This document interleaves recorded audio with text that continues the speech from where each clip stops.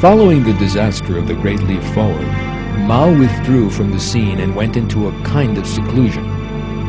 The running of the country was left to more moderate civil servants. The Chinese were able in part to return to normal life and have a sigh of relief.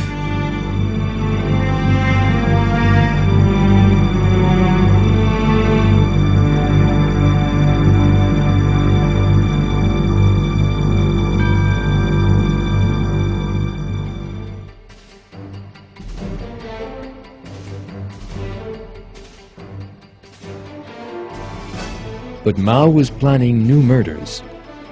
He thought that communist ideology had not spread sufficiently in society and attributed the failure of the Great Leap Forward to that deficiency.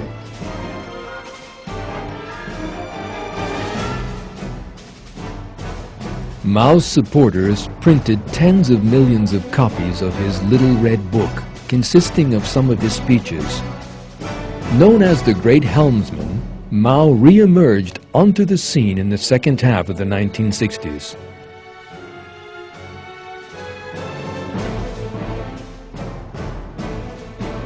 A display of swimming he gave in the Yangtze River demonstrated both his energy and his support.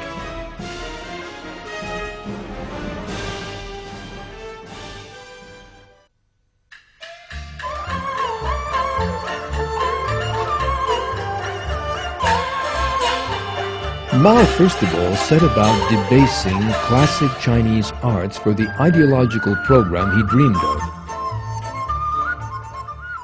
He wished to graft the ideas of violence and conflict, the basis of communism, onto society, and thought he could commence the process with opera.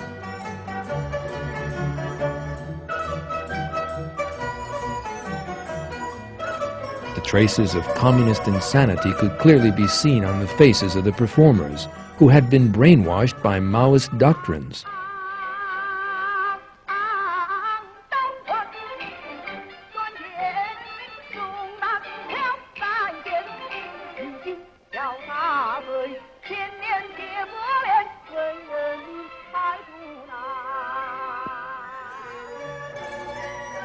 A visit by Mao to the opera was the greatest honor imaginable for such fanatical supporters.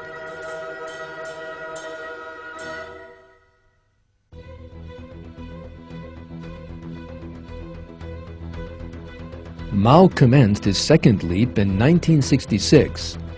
This was the great proletarian cultural revolution. Propaganda portraying Mao as a divine figure was put out all over China.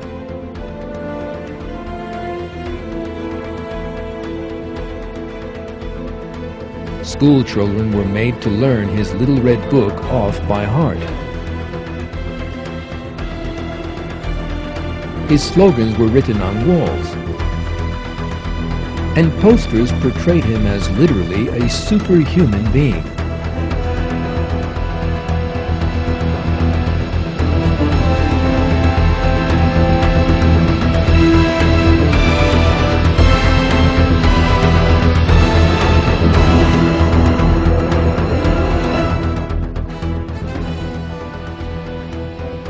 The militants of the Cultural Revolution were young students known as Red Guards.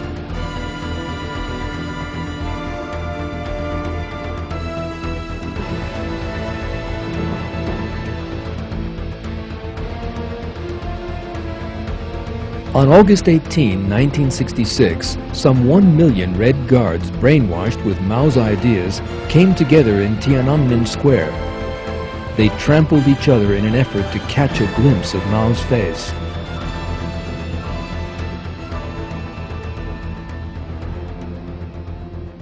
One young girl student was brought to Mao's side and shook his hand. Even if that was of little significance to Mao himself, it was a matter of the greatest significance to the girl and her friends, who all fell over themselves to touch the hand that had been shaken by Mao.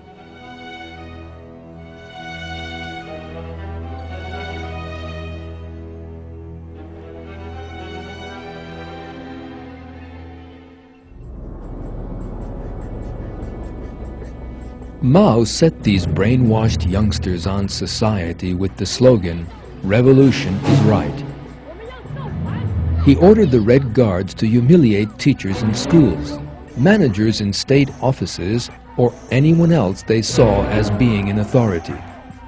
Red Guards even detained Liu Shaoqi, who bore the title of head of state, and inflicted all kinds of insults on him.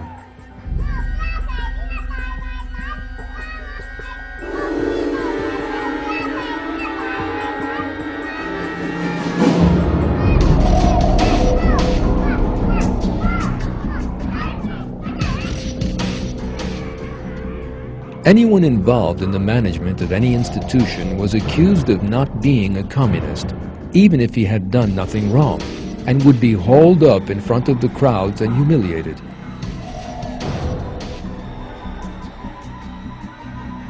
Such people would have humiliating paper hats put on their heads, and labels with insults written on them hung around their necks, would be slapped and pushed, and even beaten and tortured. Most were then killed in mass executions. The Red Guards were even capable of humiliating and beating their own parents. They would stop passers-by and ask them about passages from Mao's Little Red Book, beating those who failed to answer correctly. More than 1 million people were killed in this way.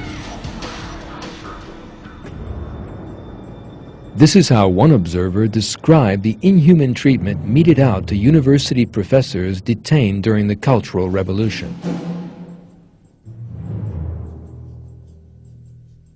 Before a new 4-story classroom building, I saw rows of teachers, about 40 or 50 in all, with black ink poured over their heads and faces.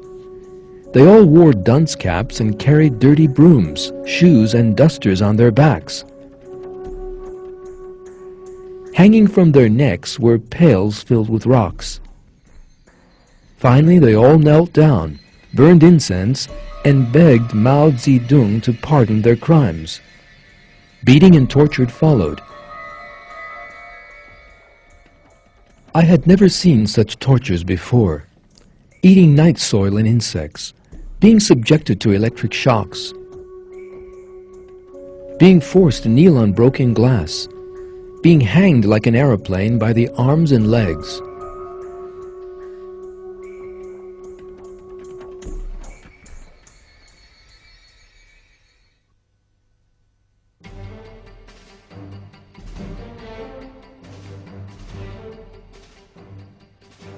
The Red Guards also attacked Western diplomats. The country was being drawn ever deeper into chaos and violence. Museums were ruined, books burned, after which fighting broke out between rival Red Guard factions. Factories, schools, and hospitals all stopped functioning.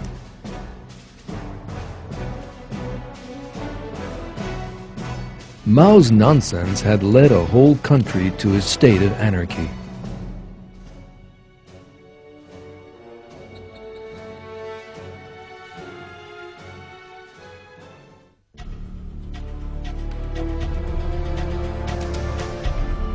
Order was only restored when the army intervened. The Red Guards were made harmless and sent off to labor in the fields.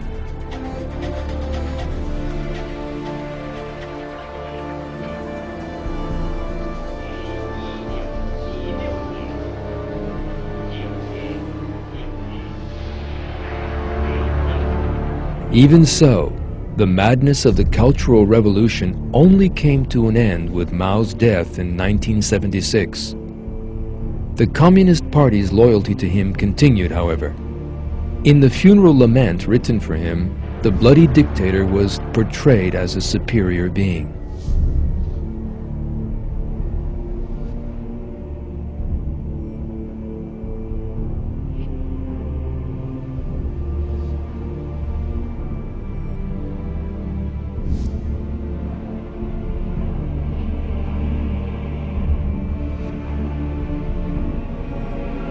Mao's body was mummified and preserved.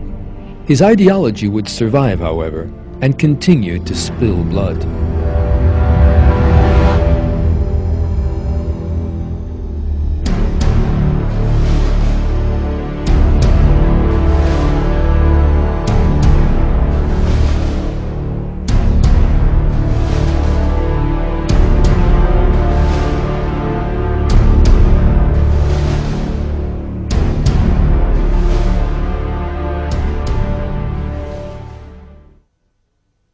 Maoism is the very worst version of communism.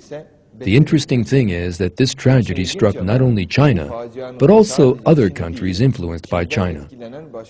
When Sino-Soviet relations fell apart in the 1960s, Maoism found support in various countries as an alternative model of communism. Regimes based on Maoist principles were set up in Albania, North Korea, and Cambodia. And those regimes inflicted almost unimaginable suffering on people. The Cambodian killing fields in particular are a tale of a savagery unequaled in world history.